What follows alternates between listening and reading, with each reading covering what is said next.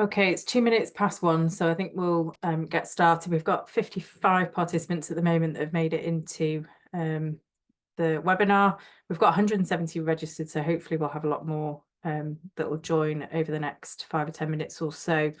So welcome to the NELA NoLap webinar. I'm Lindsay Pearce. I'm the previous surgical lead and current chair of the audit. NoLap has generated quite a lot of discussion over the last few months since we started data collection, and so the majority of this session will be a Q&A panel for you to ask questions of us, so please do put lots of questions into the chat. Our speakers will be Eneng Low. Eneng is one of our NELA fellows and has been absolutely instrumental in getting the NoLap work stream up and running. Angeline Price is also a NELA fellow. She's an advanced care practitioner by background, currently doing a NIHR funded PhD into outcomes after emergency laparotomy. Also in the room, we've got Christine Taylor, who is our project manager, and Dave Saunders has also just joined us, who is the NELA anaesthetic lead. So a couple of housekeeping things on the next slide just before we get started. So submit your questions and comments through the Q&A tab. If you're having problems, exit and restart Zoom. A recording of the webinar will be available. We'll record it, edit it, and then get it uploaded to the normal YouTube NELA webinar platform. There will be a post-webinar survey, which I would encourage you to complete. And I've also put up there the NELA query email address. So if there are any questions that you don't feel were answered or comments that you've got, please do send them through to that email address and we'll do our best to get back to you. So without any further delay, I'm going to move on to Eneng, who's going to start with the presentations.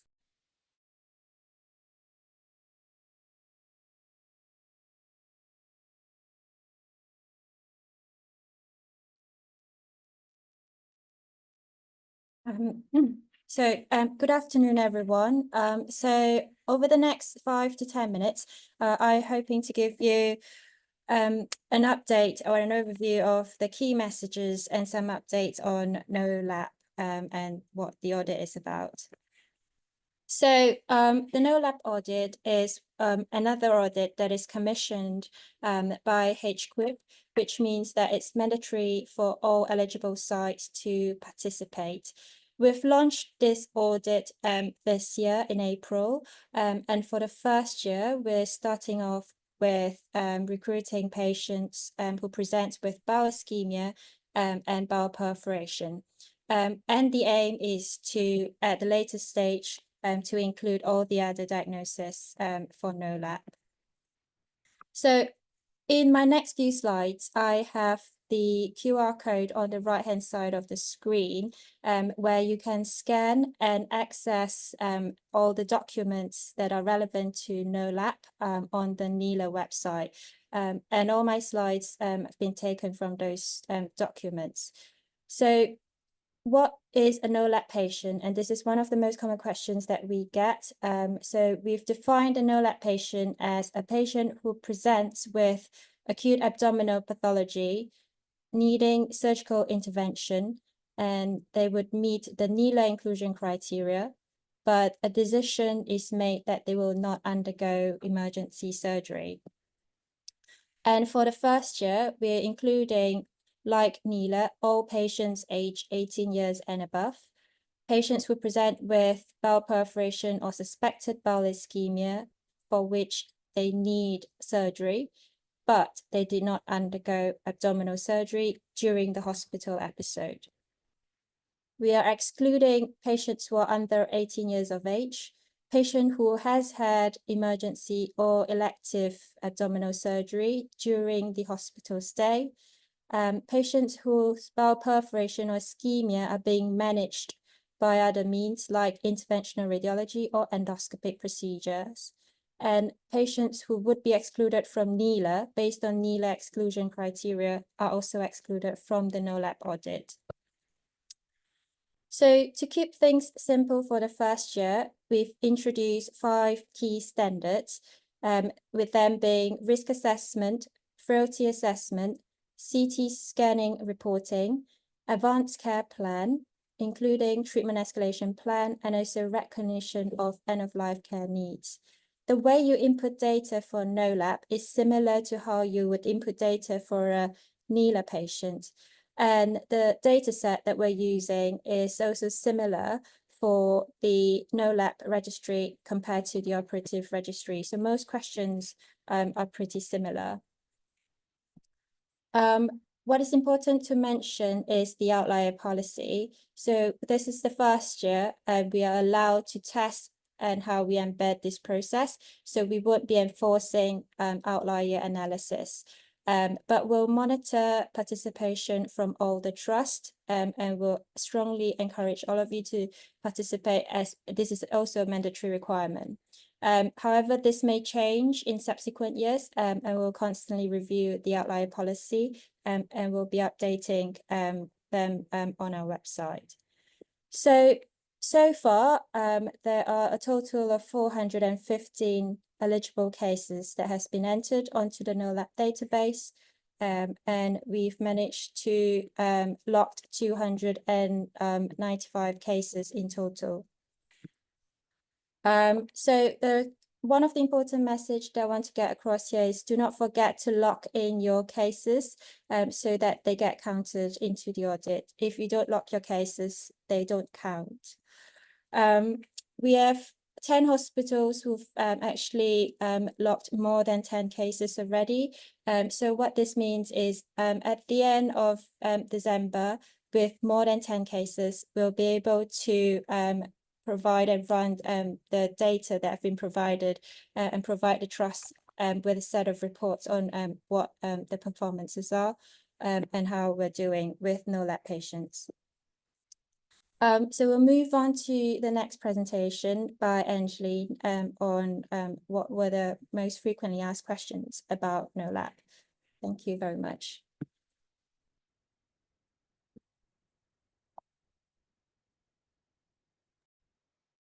I'll just share my screen.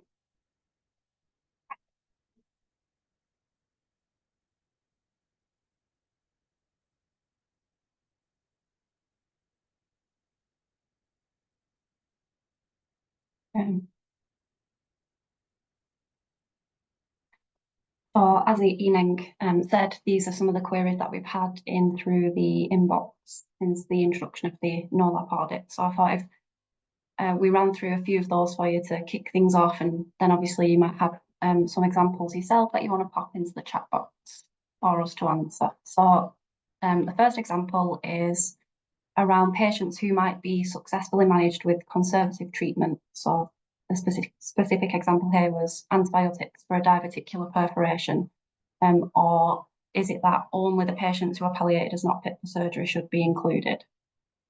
So in this example, let's go back. Sorry about that.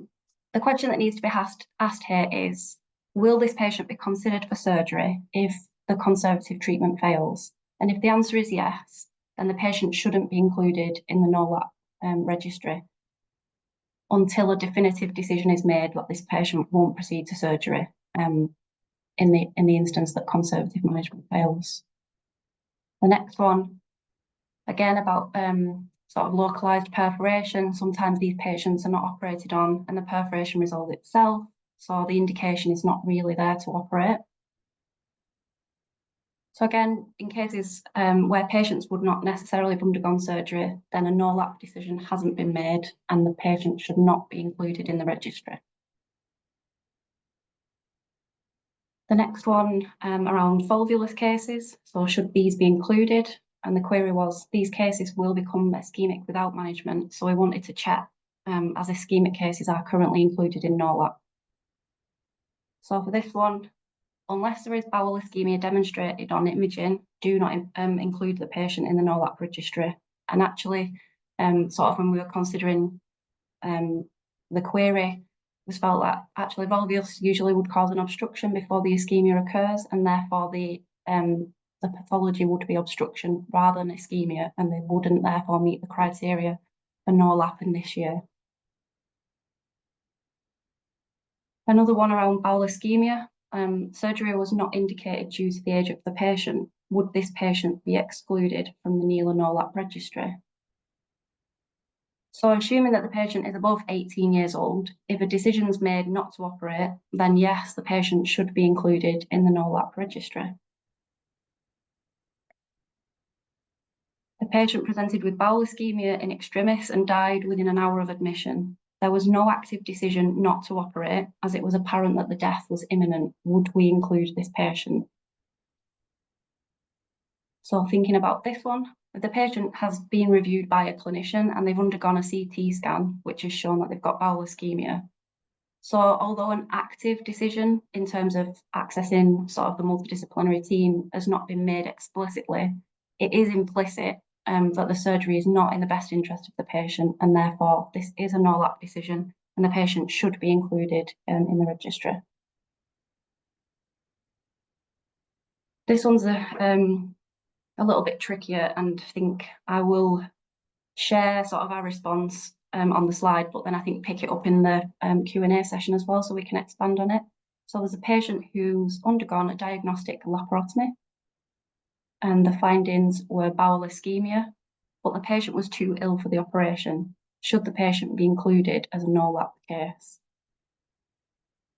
So actually, if the patient undergoes diagnostic laparoscopy or laparotomy where no subsequent procedure is performed, and in the inclusion-exclusion criteria, you can see the link on there.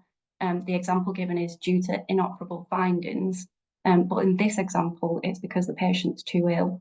And the patient shouldn't be included in the NoLap registry, but they should be included in the surgical NELA registry.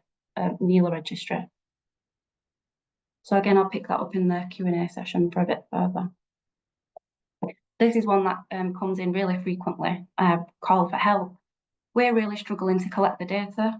Are you aware of how most trusts are capturing NoLap data? Is it usually the NELA lead that takes this on board, or is it taken up by a surgeon?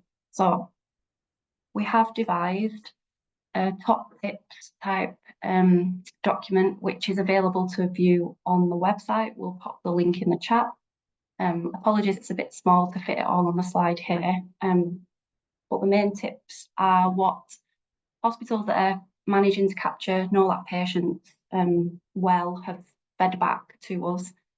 And they've said that early and regular engagement with the team is really important, and being able to identify patients as they're coming through the pathways.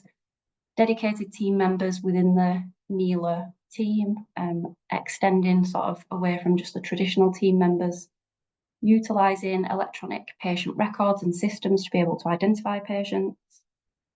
Thinking about engaging with the wider MDT and different parts of the pathway or different services where these patients can be identified. Developing a NoLap pro forma to make data capture more straightforward, and incorporating NoLap within clinical governance systems, sort of be that M&M and discussions and things like that. So please do enter your questions into the Q&A box. We've got plenty of time now so that we can address any of the questions that you've got.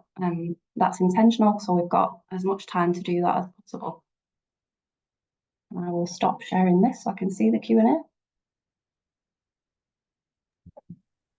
Okay, so I'll ask everyone to put the cameras back on so that we can have a nice face-to-face Q&A panel discussion. We've got one question that's popped in at the moment. Oh, it's disappeared. Oh, Dave's already replied to that, but I think it's worthwhile just having a bit more open discussion about that. So the question was, can we submit retrograde data for this year if conservative management failed during the hospital admission? Can we omit them from the database? Dave, do you want to answer that? Yes, sorry, Lindsay, I was trying to type. I'm no touch typist. So I've said that seems like two separate questions. Is my microphone on? Hold on. Yeah, two separate questions. Yes, very much retrospective data can be entered into either the NoLap registry or the operative registry. In fact, that's a method that I think is fairly widely used around the country. Certainly either enrolling the entirety of the data set capturing the entirety of the data set, or filling in missing bits of data. That's often done after the event. We would recommend not saving everything up until the year end, because the locking window at the end of the audit year is quite tight. The second part to the question about conservative management, I tried to type an answer in there. So if a patient is having deliberate non-operative management, because conservative management is a perfectly reasonable surgical choice, but the option to convert to surgery remains on the table if the non-operative management fails, then that is not a NOLAP case. If the patient then undergoes surgery, they should go into the operative registry. If at some point someone says non-operative management has failed, but this patient for whatever reason is just not suitable to undergo surgery, at that stage they could enter the NOLAP registry as a NOLAP patient. Does that make sense? Yeah, perfect. Okay, there's a lot of double negatives, isn't it, which always makes it feel quite confusing. So Enang's just responding to one of the questions, but there's another one that's come up saying, why are we not including patients with bowel obstruction? We are missing many patients. So I can probably answer that question. So the problem with patients with bowel obstruction is that there are other options available to these patients that may not necessarily be surgical. So for example, with somebody with malignant bowel obstruction, there's an opportunity to perhaps stent the colon. And so that would be an active conservative management measure. And what we've tried to do in introducing the NOLAP patients initially is to only include pathologies whereby it's a lot more clear cut in terms of operative management. And so that's why bowel obstruction are not included at the moment. Equally with small bowel obstruction, patients often have a trial of conservative management, and that is entirely acceptable and resolves the pathology in many cases. So I think that's really the key. As the NOLAP work stream evolves over time, we will end up including more pathologies. But for now, we need to include something where the inclusion criteria is as clear as it possibly can be. And that's why we've not included bowel obstruction. Right. Still trying to understand why volvulus, closed loop obstruction, left untreated, which will become ischemic, should not be included. So management of volvulus is not clearly operative in most cases. Most people who present with volvulus have a trial of some form of endoscopic decompression, whether that be with a rigid sigmoidoscope or a flexible sigmoidoscope. And so because there is active conservative management of those cases, it's very difficult to include them. And not all patients with volvulus will become ischemic. They may become ischemic, but they don't always become ischemic. And patients with volvulus tend to come in and out as it's an intermittent pathology. So for now, volvulus is not included. But like I said previously, at some point, we will probably expand we'll have to expand the inclusion criteria. There's no probably about it. Okay. Well, these are all getting very surgical questions, aren't they? We are called to see critically ill patients in ITU with pneumatosis of the bowel wall. We manage them conservatively. And a definite decision to operate is not often. See, this is where it gets confusing with double negatives. A definite decision to operate is not often made. Can we include these cases? So I think what you're saying, Natarajan, is that you've got pneumatosis of the colon, and therefore that's a sign of ischemia. And so you're saying that the patient's got an ischemic colon, you're managing them conservatively, and a definitive decision to operate is not made. But I think what we're looking for is a definitive decision to not operate. So if there's a definitive decision that that patient will not have an operation, even if they were to deteriorate, we wouldn't include those cases. Okay, I'm going to fire some questions at somebody else, so I'm not answering them all. Hang on. Where have we got to? if the patient, Ben Box, if the patient has a clinical diagnosis of ischemia, is not fit for surgery, and a decision is taken to palliate prior to CT scan, should they still be included? Enang.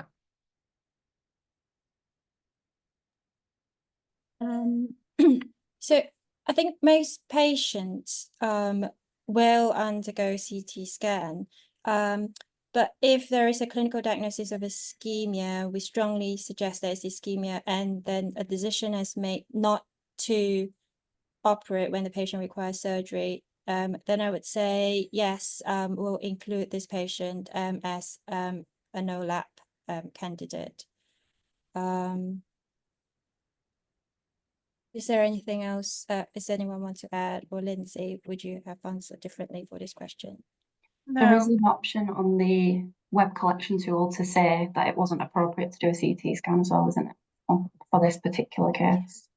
Yeah. And I think there was one query that it should probably be discussed live. So Sean has actually asked, how will NOLAP outliers be defined in future years? We know NELA outliers are based on mortality. Will NOLAP outliers be based on number of cases or some other metric? I'll attempt to answer this, but if anyone wants to jump in, feel free. So discussions about outlier policy for NOLAP is ongoing. And as you can probably imagine, it's very challenging as to how we're going to define what the outlier policy is for NOLAP.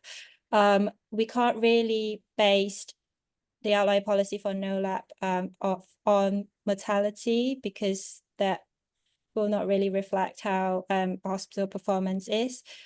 So short answer, discussions are still ongoing. We don't know what the outlier policy will be based on in future years, but we'll keep everyone updated.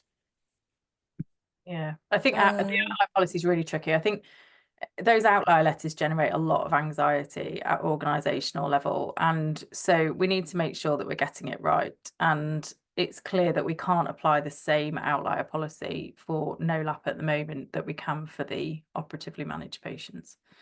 Okay, Dave.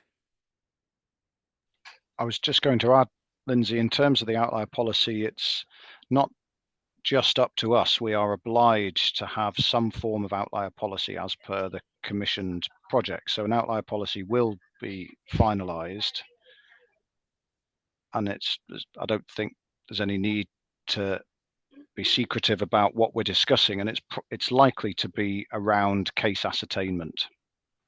But how that will actually play out, we're not completely certain as yet. In the first year of the audit, the commissioners are clear we do not need to apply any form of outlier policy, but we are obliged to draw something up for the second and subsequent years. I suspect it will start very gently, but hospitals are obliged to take part in this audit, and if nothing else, to recognise the hard work that is done in many units. It's just not reasonable to not recognise that. So some form of engagement policy will need to be implemented. Great. Okay. Angeline, should death be an inclusion criteria with a diagnosis where surgery could help but not undertaken? Should death be inclusion criterion with a diagnosis? So I think that's a difficult one, isn't it? Because particularly the older patients, they're presenting with more than one problem. So if death happens, it's not necessarily due to the fact that they didn't have an operation. They're going to be so different in how they're presenting. So I think, without putting some thought into it, my quick answer would be no. Yeah, and I think we've seen that, haven't we? You know, that like not all patients who don't undergo an operation die. And so having death as the inclusion criteria actually means it's annoying because you can't work backwards. But actually that's not where this is heading, I think. I think death is a really difficult inclusion criteria to have. And actually, along that line, is duodenal perforation eligible for NOLAP? Angeline? Is duodenal? Yeah. So if an application no. comes in with a duodenal perforation and active decision is made to not manage that operatively, and that they are not fit for an operation for whatever reason, or it's against their wishes, whatever, and we go down a NOLAP route, would that be an included case? I guess it would be, yeah. Yeah, absolutely. Yeah, I agree. Dave? Yeah, that's what we're looking for. So those sorts of cases are what we're looking for, because those patients could potentially have operative management of their pathology, but for whatever reason they don't, and they're probably the type of patients that maybe might survive to leave hospital. We're not sure. That's what we're trying to work out. Okay, hang on a minute, where have we got to now?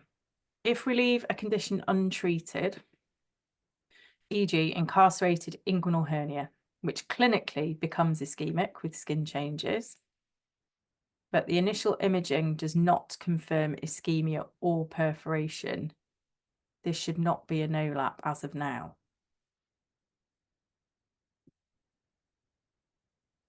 Enang. So we've got somebody with an incarcerated inguinal hernia, which clinically you're concerned about ischemia, but you haven't got imaging that confirms ischemia. So the imaging changes that we would be looking for in that would be vessel compromise, pneumatosis of the bowel wall, edema, all those things would indicate ischemia. I think the difficulty. Go on, you answer first and then I'll chip in. Yeah, okay. So my first instance looking at this case is if there is no CT evidence suggesting of ischemia or perforation, I don't think this is a NOLAP case for year one, considering if the decision is made not to operate on this patient. Yeah, so my answer would be no, if there is no CT evidence. I think it's really that. difficult, isn't it? I think it's tricky, yeah. It's really tricky. So at what point does your clinical suspicion actually override your radiological findings? And at the moment, we've stuck with radiological findings because it's something that's reasonably concrete. It's easy to trace in terms of audit. Clinical suspicion, much less so. But that's a really good question. And it's something that we'll definitely work through, I think, as we evolve the NOLAP work stream. Right, we've run out of questions now, so you're going to have to put more questions in the chat because we've still got half an hour of chat to go. Go on, Dave's got something. Well, just back to that last case. So thinking it through, I agree. It's a good question and we should discuss it offline, what we would do. But I think an element of that is about the intention here. So if the that non-operative management for a patient with frailty who we're desperately keen to avoid bringing to theatre, so deliberate non-operative management of their incarcerated hernia, because that's an acceptable choice, that's okay. That, as we've discussed, that's not a NOLAP case. If there's then a clinical suspicion of ischemia, we don't really want to send them for another CT. And if it was a different patient, a younger, fitter patient, we would say this patient ought to come to theatre. Actually, we can't leave this like it is, because if there is bowel ischemia there, they will suffer really badly and could die. So we should bring them to theatre. But we're not going to, because this patient is just not suitable for that operative course. I might be inclined to say I would include them in NOLAP, but agreed, we need to discuss whether or not how concrete the need for radiological evidence of ischemia is, because there might well be a 24-hour interval between the CT showing no evidence of ischemia and now some clinical deterioration. So it's quite nuanced, that case, I think. Okay, so we've got a few more questions that have come in now. I'm a bit confused by this question. How can we, this is from Win Wang, so if you can perhaps update this question and we'll maybe come back to it. How can we know all the patients who died, either emergency laparotomy or no laparotomy, who were not on NELA data? If we know as a NELA lead, we can trace back, why not put on NELA? I don't quite understand what that question means. So if you can follow up exactly what you mean by why not put on NELA, that would be really helpful. Someone said there's a nice job description for NELA lead, allowed me to get an agreement on my job plan for time for NELA. Will there be similar for a NoLap lead? This is an issue at organisational level, and we are really sensitive to the fact that this NoLap data collection came from HQIP. We were instructed that as part of this contract, that is a deliverable and we have to collect this data. There is no additional funding that we've had for this work stream. And so it's all being collected under the umbrella of NELA still. So although we talk about NELA and NoLap, it's all part of NELA. So we just have the operative data set, and now we have a non-operative data set. And we appreciate what an enormous amount of work this is, and it's a complete curveball, because now we're asking, or we are required, and it is mandatory for you to collect NoLap data. And how that works at hospital level is kind of up to individual organisations to work that out. And it may well be that you do need to look for a NoLap lead. And if that is something that lots of organisations, you know, let us know, use the email address to let us know, we can't do this without a NoLap lead. And then we can look to see if we can try and put together a job description for a NoLap lead. But at the moment, I think it would probably come under the NELA surgical and anaesthetic leads to an extent to collect that data. There is also a recommendation from Royal College of Emergency Medicine that there should be ED leads for NELA as well. So it's a matter of everyone probably pulling together a bit. Now, Roy Miller has said, please can Dave take us through how the NoLap data are collected in his hospital? We're really struggling. I'm actually going to spin that from Dave and ask Angeline. So Angeline, as part of her work as NELA Fellow, look at her, she looks shocked now that I've sent that in her direction. Angeline, as part of her work as NELA Fellow and also as an advanced care practitioner with a geriatrician background, has developed a nurse network across the country of emergency laparotomy nurses, advanced care professionals, allied healthcare professionals. So Angeline has a really good network now and a good understanding of how different organisations collect data in different ways. So I'm going to ask Angeline first of all to perhaps talk through some of the NoLap experience that group has had, and then we'll come to Dave so he can describe it as well. Yeah. So I think there's no one size fits all answer. Every trust will be different, not only for the NoLap data collection, but also for the NELA data collection, and different things will work differently depending on your setup. So I'm sure some of the guys from the NELA nurse network will be on the call as well today. But what they've found is, like, they're on the floor actively looking for these patients anyway for the operative side. So having someone like that within the team, not necessarily a NELA nurse or an advanced practitioner, but sort of engaging with teams that you work around to make them aware of what you're trying to achieve and asking them to look out for these kinds of patients is really useful.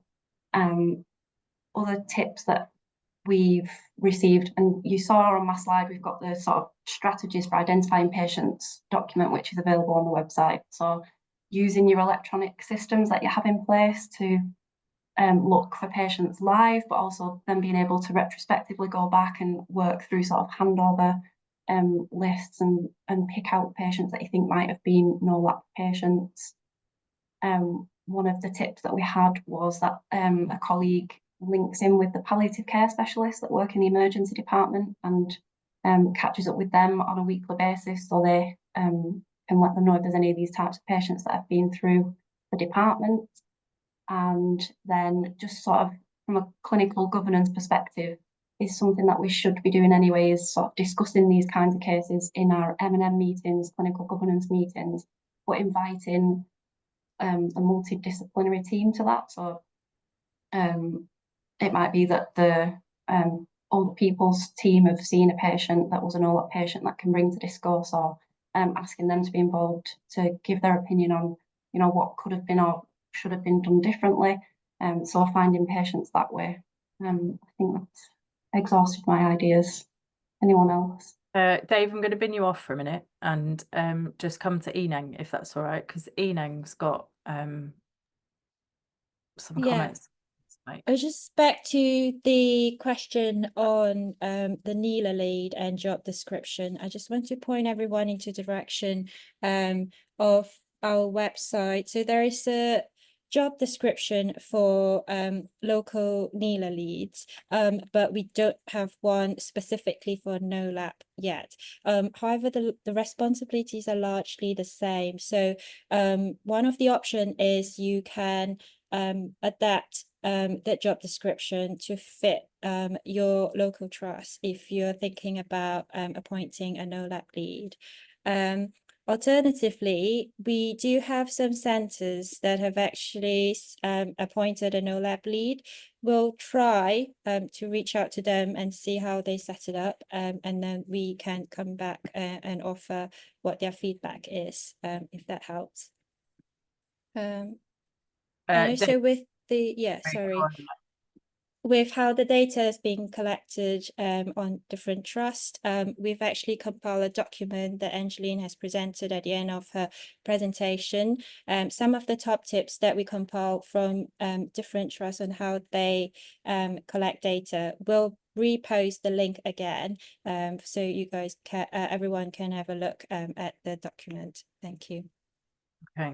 Just seen in the Q&A, one of my colleagues, one of the NELA nurses, has asked, how can we share our way of collecting data for NoLap? So perhaps there's something in that where we can do sort of some case studies of the way that the different team members are working and put their top tips in there. Maybe that's helpful for people. I think any sort of kind of blog or something like that. I mean, you can use the NELA Twitter handle, not Twitter, what's it called now? X. You could use the NELA handle on X and share how you're collecting data. That would be really helpful. It'd be helpful to us and helpful to other organisations as well. But yeah, if you want to reach out directly to any of us, then please do feel free. Right, hang on a minute. There's more questions that have come in.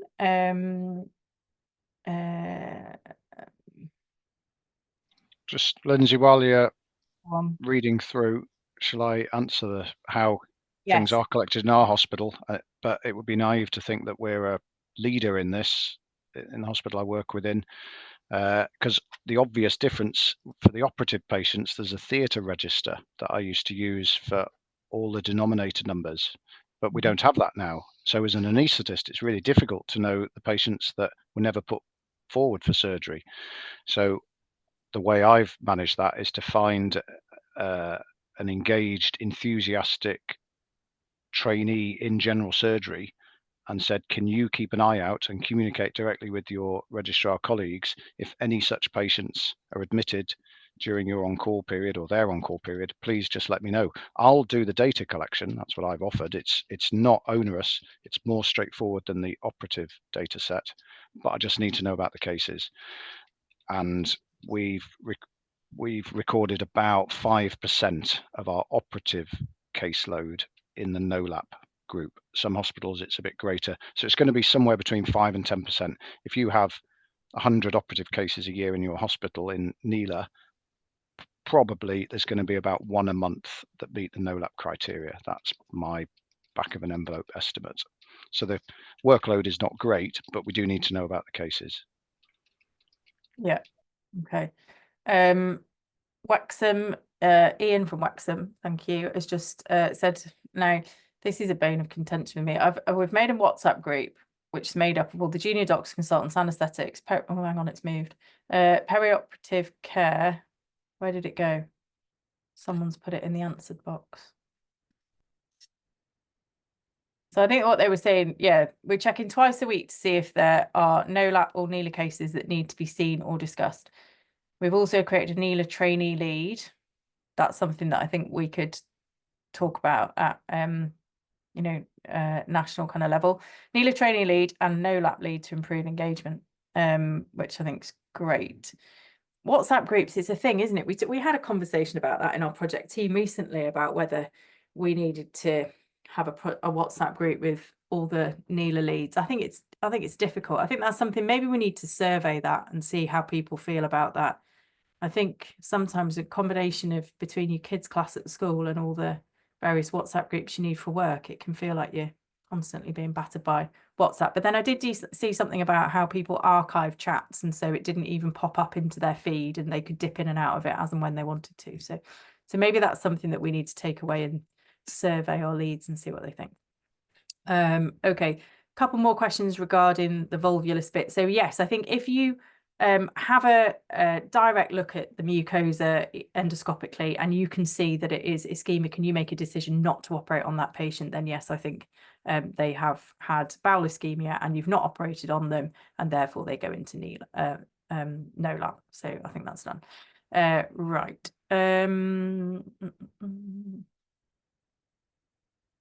Okay, interesting. So somebody's saying that we've got a feeling that we don't turn many down.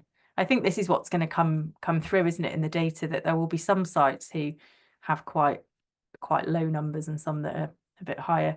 I cross-check with a list of inpatient deaths, but possible we could still miss someone, maybe forgotten on a weekend, who doesn't die. I think that's it, isn't it? It's the ones that don't die that you will miss if you're only looking at death as the outcome. Okay. There's a comment again from Win Wang. Win, are you anaesthetic or are you a surgical lead? Just put into the Q&A whether you're surgical or anaesthetic. They've said, as NELA lead, I have no idea of mortality from emergency laparotomy or NOLAP. So I think Angeline and Eneng have got lots of data on that. But if you're talking individually at your trust, it may well be that as clinical leads, you need a bit more support from your audit departments and being able to access the data for your organisation through them or through the NELA website. So let us know if you're clinical or anaesthetic. And anaesthetic, okay, brilliant. Christine, could you link in with Win Wang, please, and see whether we need to offer a bit of support to their site? I think that would be a good idea. Hang on a minute, where have we got to now? Okay, no more questions in at the moment. Anyone got anything burning that they need to say? We've got 16 minutes left. So volvulus is clearly something that people are a bit agitated and unclear about. I'm interested that some trusts have NELA nurses. What is their job role? Angeline, take it away. Woohoo. So NELA nurses, so there's a few dotted around the country, like all over the country, and also in Scotland they have ELSA nurses, and the roles are slightly different by the trust in terms of whether they see patients pre-surgery, post-surgery, whether any sort of follow-up happens in the community, a mixture of all them things. So if I take one of my colleagues as an example, so he will go into the emergency department and actively look for patients who are presenting with abdominal pain. And if he feels that they're potentially a NELA candidate, then he'll start the workup of that patient, make sure that the right teams get pulled in, that the right tests are requested, and follow the patient through till they have the operation, and then try and catch up with them post-op as well, offer some support to them. So sort of the qualitative research that's been done with emergency laparotomy patients is that they feel a bit abandoned once they've had their operation. They don't really have the information. It's all been forgotten in the rush of what's been going on. So our colleagues are trying to sort of provide that information, offer that emotional support, and then follow them up once they go home so that they've got a point of contact, someone to ring if anything goes wrong. Another colleague has got a walk-in clinic where the patient can come if they've got any problems with the dressing, the wounds, things like that, to try and reduce the time that they've got to try and get in contact with the GP or the surgical team. So a bit of different stuff going on in different hospitals, but it's about supporting the patient through the pathway and trying to speed the pathway up as much as possible. Brilliant. So I think there is a bit of knowledge about those kind of roles nationally, isn't there? I think that the organisations that have those additional roles are clearly benefiting greatly from them, but I don't think their roles are widely known nationally. So I wonder whether, as part of our webinar programme, we could actually invite maybe 3 of the colleagues that you have through the network who have kind of different roles, but all under the same umbrella of NELA or emergency laparotomy or whatever, to come and talk about their roles. I think that might be interesting. We could also get their job descriptions and see whether that's something that organisations would benefit from. Definitely. Okay, that's a job for you then, Angeline, to organise that. Write it down. Okay, there's a couple of quick ones. NELA offers a best practice tariff. Can no NELA have something? No NELA, no lap have something along the same lines? Enang.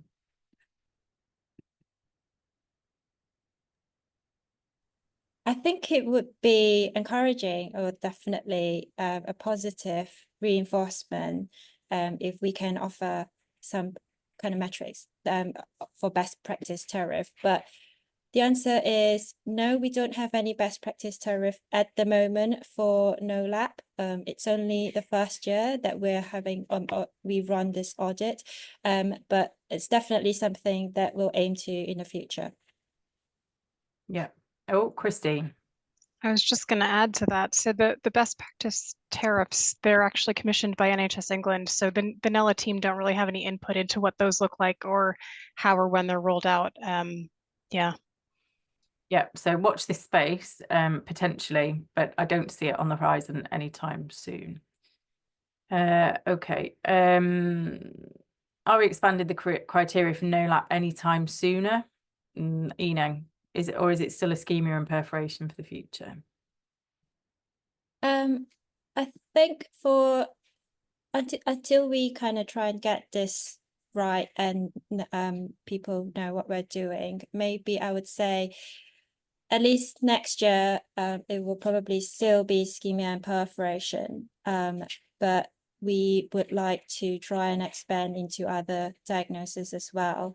Maybe take it step by step gradually, rather than all at one go for future years. Yeah, but okay. Matthew Dean, maybe you came after we were talking about case ascertainment. How will the case ascertainment be established for NoLap? I worry the NELA method for this might be a little flawed, as there will often be patients who have more than one emergency operation in an admission for which we can't include the second operation, which might be counting in the denominator with no exception in the numerator for included cases, that and trauma cases, etc. I think we've talked about case ascertainment a little bit. I think to say that the NELA method might be a little flawed, I think is clear. We've discussed that. The case ascertainment cannot be the same for operative cases as it is for the NoLap cases. And we are working hard with all of the analysts that we have on our project team to try and work out how best to go around case ascertainment. And one thing that we threw around was, well, if you do X number of emergency laparotomies, then a proportion of what you do, you won't do. And so therefore, can we allocate organisations a percentage of their emergency laparotomy cases that we would expect them to have NoLap cases? But we were very clearly told that data-wise that's completely flawed and we can't do that. So we are really carefully considering it, but it's not something that we need to worry about just now. Enang, is lactate mandatory to confirm ischemia to NELA and NoLap? I think this is a kind of a very generalized statement. So lactate can be raised or remain in normal levels, whether or not the patient has ischemia or not. So it could be due to various other factors. I wouldn't using lactate as a sole indicator whether to say that this patient has got ischemia and what more to confirm ischemia. So I would say it's not mandatory. It should be correlated with other clinical parameters as well. Okay, Dave? Yeah, elevated lactate is not essential to confirm ischemia and get into NOLAP. Yeah. Okay. Right, we're now Or even measuring lactate is not required. Yeah, we're now down to the last 8 minutes, so throw any more questions or comments into the chat. What have we got here? Angeline's typing an answer to someone who's very much liking the idea of NELA nurses or additional roles in organisations. And one of the comments on that comment was around funding, and not sure you're going to get funding for that. And I think it would be really good to look at some of these things that other organisations have put in place, because actually some of the roles are not the sort of band 7 nursing staff that you probably automatically think of. And there's a lady in Scotland who works with Hannah, isn't there? Angeline, is it Carol Gray? And they set up a couple of support workers to provide almost not an enhanced recovery, but a sort of get up and go type service after emergency laparotomy, and found that they reduced their length of stay. So if hearing about those roles is something that you're interested in, we will definitely do that. We've got one. So I know with the NELA best practice tariff, lots of trusts were tied up in sort of block contracts, weren't they, over the last few years? But it seems like as that's starting to come to an end, actually, colleagues, thinking of a colleague down in Plymouth has a NELA nurse engaged with the geriatrics team, and they've gone from sort of zero data entry and 0 patients seen by geriatrics to fantastic. So definitely achieving what is needed for the best practice tariff. So it's being able to negotiate some money, that's associated with that. And I know it's not a straightforward process, but it's a step in the right direction. Yeah, absolutely. And it's very hard, isn't it, within a business case to demonstrate that this investment of money is going to definitely make a difference. But if we can try and support organisations in showing them what's been possible in other places, then hopefully that's a step in the right direction. Okay. Hang on. Someone said, again, we're talking about volvulus again. Volvulus is clearly a tricky thing. I would say about these volvulus patients that what tends to happen is they come in and out of hospital, admitted under different clinicians, decompressed and discharged. And what we really need is, for these particular group of patients, is an outpatient appointment with a surgeon to make a clear care plan around what their ceilings of treatment or an advanced care plan effectively would be, to prevent them bouncing in and out of hospital all the time. So it's my practice that if I come across a patient with a volvulus who is decompressed, I always arrange to see them in the outpatient clinic to undertake a best interest meeting. If that needs to involve an IMCA, it does, so that we clearly document what their management plan would be were they to represent again, and whether there's any scope for any elective intervention. So I think volvulus patients do cause quite a bit of angst. Right. If bowel ischemia is found during the laparoscopy but abandon the reaction and just releases the volvulus. So I think what you're saying is, if bowel ischemia is found during the endoscopy and you abandon the reduction and it just releases the volvulus, later the patient recovers fully, since the diagnosis of ischemia was not correct. So that patient wouldn't be included, would they? Because they've got bowel obstruction, which has been resolved, and they've not got ischemia. So there wouldn't be any reason to include that patient. Hang on a minute. Sean McAfee has said, we have a surgical AMP who has a NELA nurse part-time role. They're instrumental in driving education awareness across relevant specialties and improving data collection for NELA and NoLap. If this role allows you as an organisation to meet the BPTs, it will more than pay for itself. Absolutely it will. And it massively improves patient experience as well, which is something that we haven't talked about at all. So Sean, if you can let us know where you are, it may be that that individual is already part of Angeline's network. And if they're not, then we can reach out and invite them. So let us know who the nurse part-time role is and where it is that you're based. Right, that is the end of all the questions that have come in. So we've got 4 minutes to go. Right, I'm going to invite everybody to make any final comments. So, Dave, anything that you would like to add to today's webinar? Not especially, Lindsay. It's always nice to acknowledge and thank people for their engagement with this, because most people collecting data don't get any paid time to do it. I think we centrally at NELA recognise that hard work, appreciate it very much. We think it's the right thing to do for our patients, but I think it's a good opportunity to publicly state that. Thank you. Keep up the hard work. Let us know how we can help.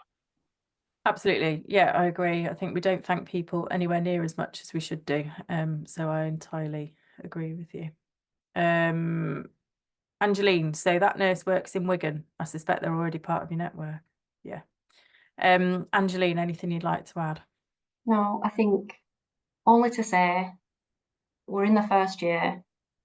It's not going to be perfect. To echo what Dave said, like, we're really grateful for all the effort that you're putting in, the fact that you're on the webinar today, and we're not expecting 100% success rate by the end of the year. We're expecting the best that you can give us, and sort of you can expect the best that we can give you. So yeah, thank you for coming, and we'll keep learning as we go. Absolutely. Enang. Yeah, so a big thank you for everyone who has participated in collecting data for all of our patients, both NELA and NoLap. It is particularly challenging, and we recognise that as a team from NELA, how much extra time that needs to be put in for all this. But hopefully we'll achieve something from all of this, which also means that better patient care for our patients. And I'd like to thank my panel members as well today for making the webinar a success, and I hope everyone finds this useful. If you have any feedback, suggestions, or any comments at all, please feel free to let us know, because I think we are all learning from each other. Absolutely. And I think we should also run a second webinar in the spring, maybe, about NoLap as well, just to touch base with everybody again, and a big Q&A session to try and answer everyone's questions. So thank you to everybody that's participated. Thanks to all the panel members. Thanks to Christine and Dominic, who's hiding behind the NELA slide, for making it all possible. Okay. Enjoy the rest of your day, and we'll leave it there. Thank you.